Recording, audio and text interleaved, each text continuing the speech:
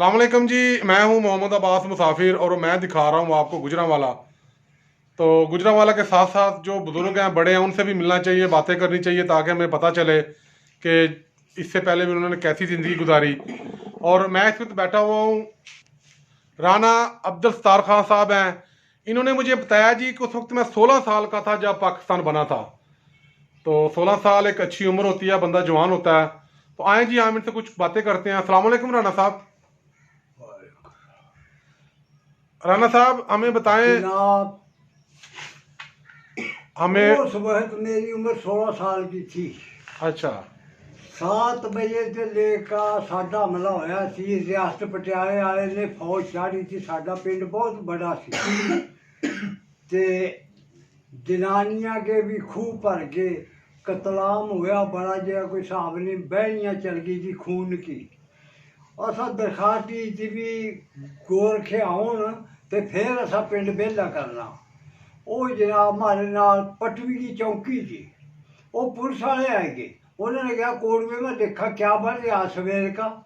उन्होंने कहा भी ये गोरखे आएंगे सारे, फिर सिख भाज गए। उन्होंने फिर देखा कतलाम बड़ा कुछ। उन्होंने कहा भी यहाँ असी पहरा नहीं दे सकते है, हूँ तुम कॉलेज में इकट्ठे हो जाओ। साडा 8 जमात का अंग्रेजा ने स्कूल बनाया सी उस दौर में। जनाब वहाँ कॉलेज में असी इकट्ठे हो गए। जो कुछ था गड्ढे भी ले गए, साडा समान भी, पैसा टका टूम सब कुछ ले गए। जे कपड़े साडे गला च पड़े थे वो भी पट गए, लुकते रहे दौड़ भाज का। जनाब असी रात अपने स्कूल पर गुजारी और पुलिस वाले ने पहरा दिया। अगले दिन फिर गोरखे फौज आई, उन्होंने फिर चुक्या सानू। फिर जनाब असी रात रहे, 3 मील का सफ़र कराया सारा, पटवी रहे वहाँ ते। अगले दिन चले फिर रोटी राटी अपना पका का खा का। ते अगले दिन फिर असी अम्बाला दाखल होए कंप मार का। ते फिर जनाब कोई गड्डियां में आया, रेल गड्डियां में, कोई गड्ढा कितने सफ़र कराया, किसी ने पैदल सफ़र कराया। बस तो करके बहुत बुरी हालत हुई है जिसका कोई हिसाब नहीं। अल्लाह फजल करा जनाब। अच्छा, जद थारे गांव पर हमला होया, थारी फैमिली के लोग, कितने लोग शहीद हुए? उथे कई पिंड इकट्ठे हुए थे, कई पिंडा के लोग इकट्ठे हुए थे। अरछेड़ी के सीख चढ़ाई करी जी। कौन सा गांव? अरछेड़ी पिंड था साढ़े नाल। अरछेड़ी? अरछेड़ी उथों दे सिखा ने हमला किया? हाँ जी। ते नगरे नगरे के सिखा ने हमला किया साढ़े उत्ते। अच्छा। अच्छा जी। संदोखी वाले सिखा ने हमला कराया। एक पिंड का नाम था अंडेसरा, उस पिंड के सिख चढ़े। 4 चफेरे थे जी, जितने भी थे ना सिख चमार चूड़े सब चढ़े साढ़े थे। ते उधर रियासत पटियाले की फौज चढ़ी साढ़े ते इन्होंने फिर मारी साड़ी मां बहुत। अच्छा। कुड़ियां दे खूह भर गए थे छाला मार मार का। यानी कि अगवा तो बचन वास्ते? हाँ जी, हाँ जी। अगवा तो बचन वास्ते ना पैर खूब छाला मारती? हाँ जी, खूह से छाला मारी कुड़ियां ने, साडियां ने, भरजाइयां ने, मावां ने, साडियां ने। बहुत बुरी हालत हुई है जिसका कोई हिसाब नहीं। तलवारां बल्लम ले रहे थे, कुहाड़ियां ले रहे थे, असला था। क्यों? उन्होंने नाल रियासत पटियाले वाला रल गया था। रियासत पटियाले वाले ने फौज अपनी चाड़ कर ता मुसलमान उधर मरवाए।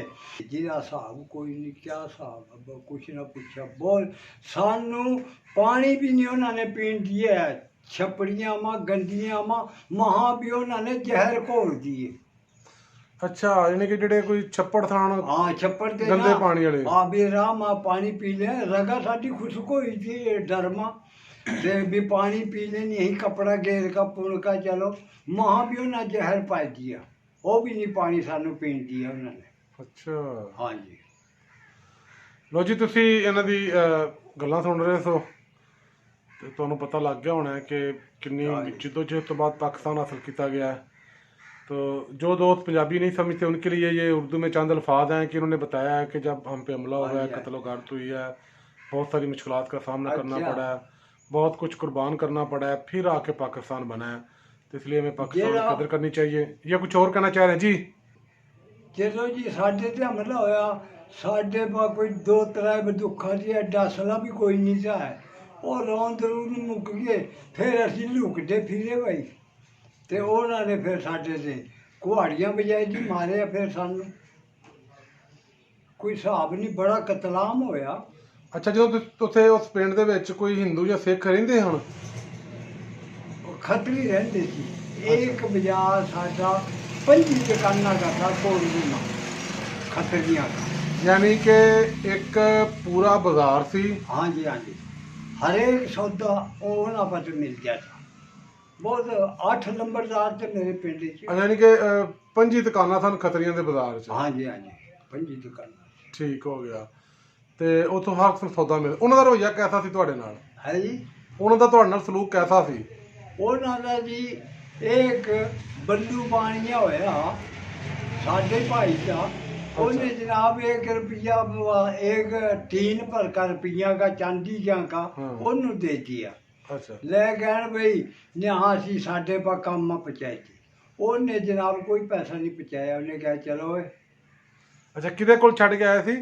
ਬੱਲੂ ਬਾਣੀਆ ਹੋਇਆ ਕਰਾਤੇ ਜੀ ਸਾਡੇ ਪਿੰਡ ਦਾ। ਅੱਛਾ। ਉਹਨੂੰ ਇੱਕ 3 ਰੁਪਈਆ का दिया था भर का।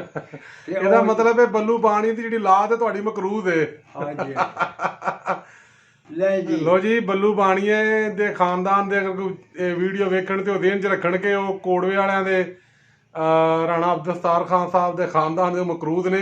ਹਾਂਜੀ ਉਹ ਜੋ ਵੀ ਖਾ ਪੀ ਰਹੇ ਨੇ ਜਾਂ ਖਾ ਚੁੱਕੇ ਨੇ ਉਹਨਾਂ ਜਿਨ੍ਹਾਂ ਦਾ ਵੀ ਸਹਿ। ਹਾਂਜੀ। ਹਾਂ। ਤੇ ਅੱਛਾ, ਹੋਰ ਕੋਈ ਉੱਥੋਂ ਦਾ ਵਾਕਿਆ ਤੁਹਾਨੂੰ ਯਾਦ ਹੋਵੇ ਕੋਈ? ਗਧੌਲੇ 'ਚ ਹਮਲਾ ਹੋਇਆ ਤਹਿਸੀਲ ਜਗਾਦਰੀ ਮੈਂ ਤਾਂ ਗਧੌਲਾ ਮਹਾਂ ਸੀ ਮੇਰੇ ਨਾਨਕੇ ਤੇ। ਉਹਨਾਂ की जनाब 7 फुट की पेटी रुपया की चांदी क्या की भरी थी। ਅੱਛਾ। ਤੇ ਉੱਥੇ ਜਨਾਬ ਹਮਲਾ ਹੋਇਆ ਲੈ ਕੇ ਲੁੱਟ ਕੇ ਸਭ ਕੁਝ ਮਾਰਿਆ ਬੰਦਿਆਂ ਨੂੰ ਤੇ ਆਪਣਾ ਲੈ ਗਏ ਜਨਾਬ। ਉਹ ਚੌਂਕੀ ਸੀ ਪਟਵੀ ਜੀ ਸਾਡੇ ਨਾਲ ਹੀ।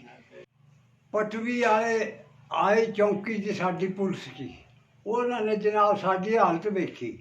ਸ਼ਾਮ ਕੇ 4 ਵਜੇ ਆਏ। ਉਹਨਾਂ ਨੇ ਵੇਖਿਆ ਤੇ ਮੇਰਾ ਬਾਜ਼ਾਰ ਭਰੇ ਪੜੇ ਕਤਲਾਮ ਹੋਏ ਪੜੇ ਬਹਿਣੀਆਂ ਚੱਲ ਰਹੀਆਂ ਖੂਹ ਭਰ ਗਏ ਜਿਸका ਕੋਈ ਹਿਸਾਬ ਨਹੀਂ ਜਨਾਬ। ਤੇ ਉਹਨਾਂ ਨੇ ਕਿਹਾ ਬਈ ਅਸੀਂ ਇੱਥੇ ਪਹਿਰਾ ਨਹੀਂ ਦੇ ਸਕਦੇ ਹੁਣ ਐਡਾ ਬੜਾ ਪਿੰਡ ਆ ਤੇ ਕਿੰਨੇ ਪਿੰਡ ਇੱਥੇ ਇਕੱਠੇ ਹੋਏ ਆ। ਅੱਛਾ, ਹੋਰ ਪਿੰਡਾਂ ਦੀ ਬਾਦੀ ਵੀ ਆਈ ਸੀ? ਅੱਜ ਹੋਰ ਪਿੰਡਾਂ ਕਿਹੜੇ ਕਿਹੜੇ ਪਿੰਡਾਂ ਦੀ? ਸਾਡੇ ਪਿੰਡ 'ਚ ਜਨਾਬ ਪਿੰਸਣੀ ਦੇ ਵੀ ਜਮ੍ਹਾਂ ਹੋਏ ਗਏ। ਅੱਛਾ। ਭਦੌਲੀ ਵਾਲੇ ਵੀ ਜਮ੍ਹਾਂ ਹੋਏ ਗਏ।